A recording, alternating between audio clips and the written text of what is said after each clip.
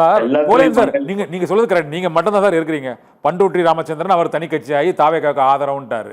செங்கோட்டையன் தாவேக்கா கூட போயிட்டாரு. வைத்திலிங்கம் இல்ல, மனோஜ் பாண்டியன் போயிட்டாரு. எல்லாரும் போயிட்டீங்க. அவர் தனியா என்ன சார் பண்ணுவாரு? அவரும் ஒரு பையனும் தான் இருக்கிறாங்க. அந்த உசிலம்பட்டி எம்எல்ஏ இருக்கிறாரு. என்ன தேர்தல் வருது, யாரும் சேர்க்க மாட்டேங்கிறீங்க. கடைசியா அந்த வேற வழி இல்லைன்னு அவர் போயிருக்கலாம் சார். பிஜேபி கேட்டு சொந்த பையனையே காலி பண்ணார் சார் தேனியில. ராமநாதபுரத்துக்கு போகாம தேனியில் ரவீந்திரநாத் என்ன ஜெயிச்சிருப்பார்? 40 பேர்ல ஒருத்தர் இல்லையா? ஏன் மாத்துறீங்க? இடத்த மாத்துறீங்க? ஏன் பிஜேபி பேச்ச கேட்டீங்க? நீங்க அங்க போய் ஏன் தனியா நின்னீங்க? இது நீங்க சட்டமன்ற ஆவறது நாட்டுல ரொம்ப முக்கியமான விஷயமா?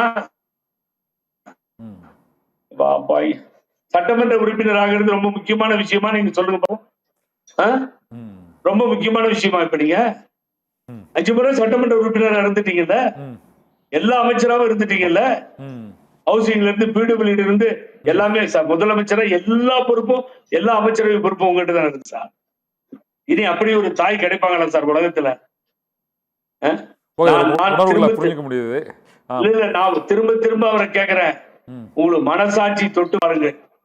நீங்கள் வளர்ந்து வந்த பாதையை பாருங்கள். உங்க ஊர்ல என்ன தொழில் பண்ணிட்டு இருந்தீங்கன்னு பாருங்க. எங்க கோபுரத்து மேல உட்கார வச்ச அம்மாவை பாருங்க. இப்ப நீங்க செஞ்சிருக்க காட்சியை நீங்களே பாருங்கண்ணா. நியாயமானா அது?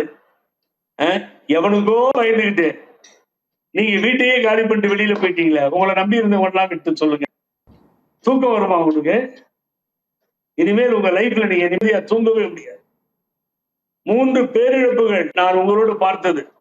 ஒரு பேரிழப்பு உங்களது தாய், இன்னொரு பேரிழப்பு உங்களது துறவியார் அண்ணியார், அடுத்த பேரிழப்பு நீங்கள் அம்மாவுக்கு செய்த துரோகம். ஆகவே இந்த துரோகத்திற்கு ஈடே கிடையாது. இதற்கு காரணம் பழனிசாமி கொடுக்கல, சேர்க்கல, அதனால போனன்னு சொல்றோம். முட்டாள். இந்த பழனிசாமி ஒரு சாதாரண தோற்று போனால் தெருவிலே நிற்கிறார். அவர் கதையை எப்படி முடிக்கணும்னு திமுக நல்லாவே தெரியும். ஆகவே இதையெல்லாம் காரணமா சொல்லிட்டு வெளியில போய், அதாவது படுத்த மரத்தை தேடி வௌவால்கள் அலைவது போல அலைந்து விட்டீர்கள். போகலாம், முடிஞ்சிருச்சு, ஒன்னும் பண்ண முடியாது. ஆகவே எனக்கு இந்த முதல்வர் மீது கோபம் இல்லை, திராவிட முன்னேற்ற கழகம் மீது கோபம் இல்லை. அவர்களை சேர்த்துக் கொண்டார்கள், அவரெல்லாம் வேற ஒன்றும் பண்ண முடியாது. அவர் கட்சியுடைய வளர்ச்சிக்காக சேர்த்துக் கொண்டார்கள்.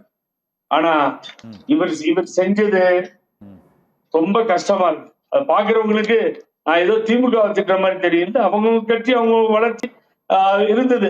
ஆனா நாடி போய் தேடி போன பிஜேபி எட்டி உதச்சி இங்கே அனுப்பிச்சிருச்சு. நீங்க ஒரு முதல்வராக இருந்து அனைத்து பொறுப்புகளிலும் இருந்து ஒரு இயக்கத்திற்கு போயிருக்கிறீர்கள். நாளைக்கு அந்த இயக்கத்துல இப்படிதான் விசுவாசமா இருப்பீங்களா, நன்றியோடு இருப்பீங்களான்னு அவர்கள் முடிவு செய்யும். அதை நான் முடிவு செய்ய முடியாது. ஆகவே நான் என்னுடைய பார்ட் அவர் செய்து சென்றதை பற்றி கேட்டீர்கள். அதற்கு சரியான பதிலை சொல்லிவிட்டேன்.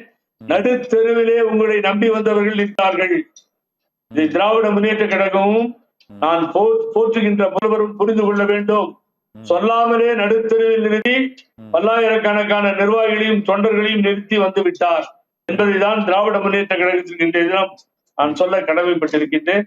ஆகவே போய் சேர்ந்துட்டு பார்த்தோம் சார். கட்சியை காப்பாற்ற தொண்டர்கள் இருக்கிறார்கள் சார், கலங்கி தெருவில் நிற்கிறாங்க. எல்லாத்தையும் நான் சொல்லியிருக்கேன், ஒரு வாரம் 10 நாள் வெயிட் பண்ணுங்க, இந்த கட்சி நாம் காப்பாற்றுவோம்.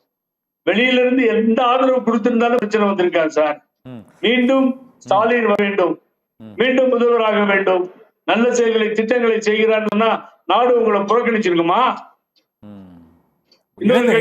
இணைந்ததான் தவறுங்கிறீங்க. கட்சியில போய் இணைஞ்சதான் தவறு. அந்த கருப்பு சிவப்பு கயிறு கட்டி இணைஞ்சிட்டாரு போய். துரைக்கண்ணா என்கிட்ட மாட்டவே இல்லை, தப்பிச்சுட்டாரு. பேட்டி கட்ட விடாம பட்டாங்கன்னாரு.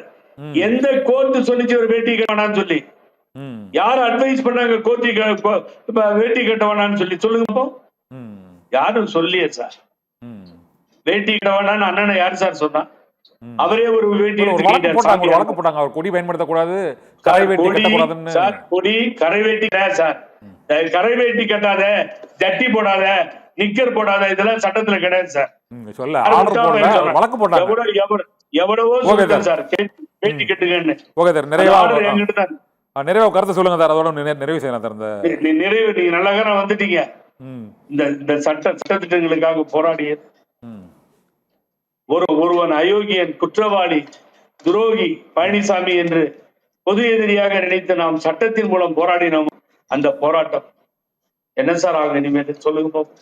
எவ்வளவு இழந்திருப்பேன் நான் டெல்லிக்கு அங்கங்க அலைஞ்சி. கூட ஒரு சூரியமூர்த்தி அத்தனை வழக்குகளும் என்ன நினைத்து பாருங்க. ஓகே சார், உங்களுடைய உணர்வுகள் மற்றபடி உங்களுடைய போராட்டம் வந்து தொடரும். தொண்டர்கள் சார்பாக பேசியிருக்கிறேன்.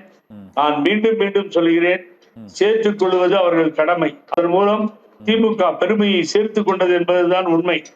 ஆனால் இவர் அம்மா படத்தை பார்த்து தூக்கம் இல்லாமல் நிம்மதி இல்லாமல் போய்விடுவார் என்பதுதான் இவருடைய பாட்டு. ஓகே சார், உங்களுடைய உணர்வுகள் மற்றும் உங்களுடைய கருத்துக்கள் ஏற்றுக்கொள்ளப்படுகிறது. சிறு மக்கள் தொண்டர்கள் என்ன தீர்ப்பளிக்கிறார்கள் என்பது நாம் பார்க்கலாம். நன்றி சார் புகழேந்தி சார். நன்றி கண்ணன்.